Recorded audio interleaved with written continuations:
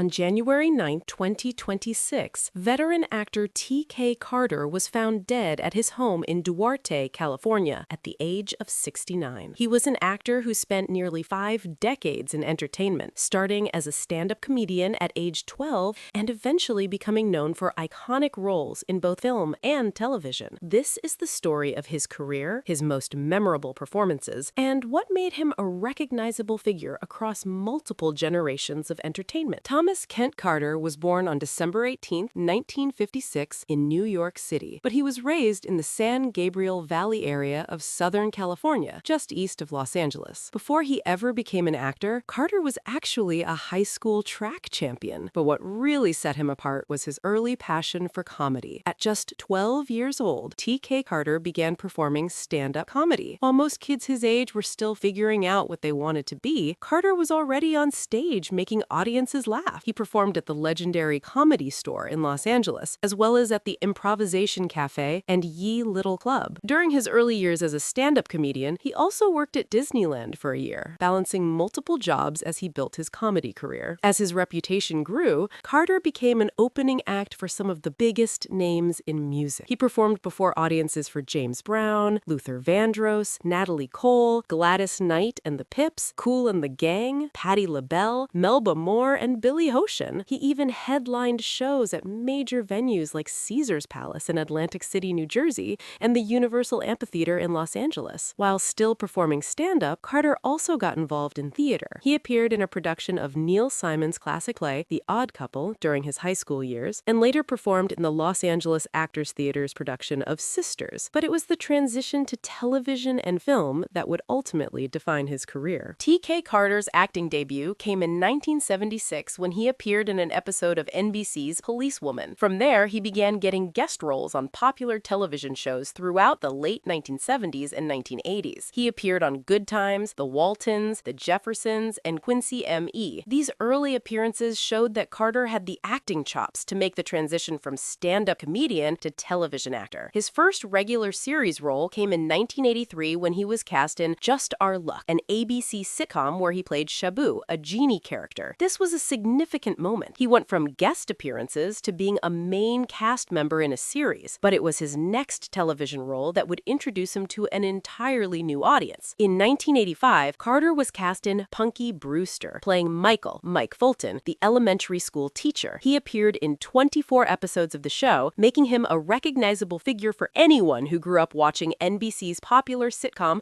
about a foster girl and her adventures. Punky Brewster became a cultural touchstone of 1980s television, and Carter was part of that legacy. Throughout the late 1980s and 1990s, Carter continued to work steadily in television. He had voice acting roles in animated series, including work on the Transformers and Gem. He appeared in The Sinbad Show as a main cast member for 24 episodes. He made guest appearances on shows like A Different World, Family Matters, and NYPD Blue. By the late 1990s and early 2000s, he was a seasoned television veteran with decades of credits to his name. While television kept Carter's career steady, it was his film work that created some of his most memorable moments. In 1980, he appeared in Seems Like Old Times, and a year later, he was cast in Southern Comfort, where he played Cribbs, a National Guardsman in Walter Hill's film about soldiers encountering Cajun locals in the Louisiana Bayou. But in 1982, Carter landed a role that would become iconic in science fiction cinema. He was cast as Knowles, the chef, in John Carpenter's The Thing. The film was based on a 1938 John W. Campbell Jr. novella called Who Goes There, and starred Kurt Russell as R.J. McReady, a helicopter pilot. The plot centered on a research team at an Antarctic station who discover an alien buried in the ice for over 100,000 years. Once unfrozen, the shape-shifting extraterrestrial hunts the team members one by one. T.K. Carter's character, Knowles, was the roller skating, or ice skating, chef on the research station. His performance as the slightly nervous character became part of cinema history, even though The Thing had an unusual journey. When the film was first released in June 1982,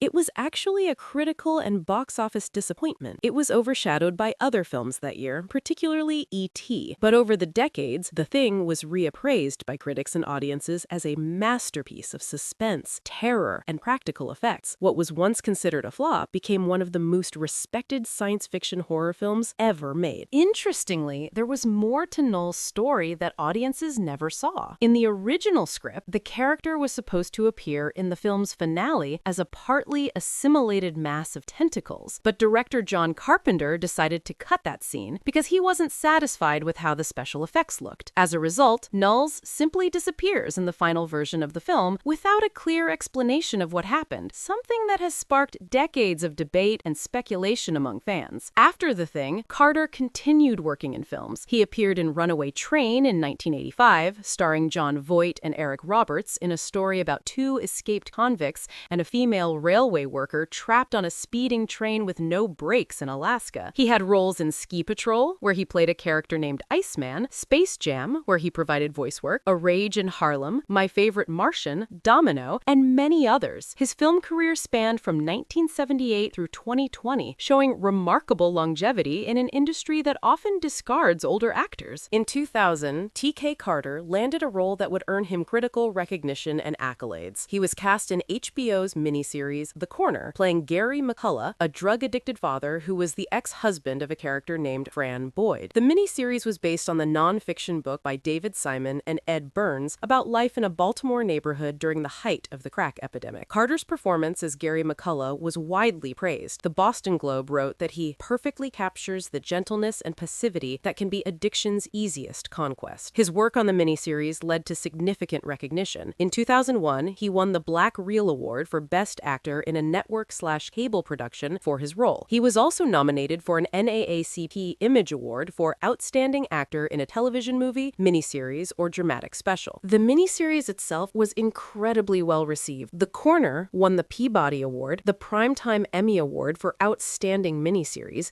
and the Television Critics Association Award for Outstanding Achievement in Movies, Miniseries, and Specials. It was a triumph for everyone involved, and it gave Carter a chance to showcase his dramatic acting abilities on one of the most prestigious networks in television. In a recent interview from August 2025, just 5 months before his death, Carter appeared on the Live from the Green Room podcast and discussed how he finally landed the role in The Corner. He explained that he had struggled to even get an audition for the miniseries. He said, "They finally gave me an audition to play Glenn Plummer's role, but I didn't want it. But I was all or nothing. Tell them, I am Gary. I am that guy. This role is me." One thing Eddie Murphy said was, "That boy got chops. They ain't saying it just to say it." The fact that Eddie Murphy recognized Carter's talent was significant. Carter went on to explain that after his conviction about the role and the intervention of a manager, he finally got cast as Gary McCullough. He credited God with giving him the opportunity. What's poignant about this interview is that it came just months before his sudden death, showing that even late in his career, Carter was still reflecting on the moments that changed his life. Beyond his work in The Corner, Carter continued to find work in television and film throughout the 2000s and 2010s. He appeared in How to Get Away with Murder in 2016. In 2018, he was cast in The Bobby Brown Story, a BET miniseries about the R&B singer's life, playing Bobby Brown's father, Herbert Brown. In his final years of work, Carter appeared on the FXX series Dave in 2023, playing a recurring role as Cliff in 5 episodes. He also appeared in The Company You Keep that same year, playing a character named Pike in 3 episodes. These 2023 appearances showed that even at 69 years old, Carter was still an active working actor, still getting roles in new productions. The August 2025 podcast appearance on Live from the Green Room was one of his final public appearances,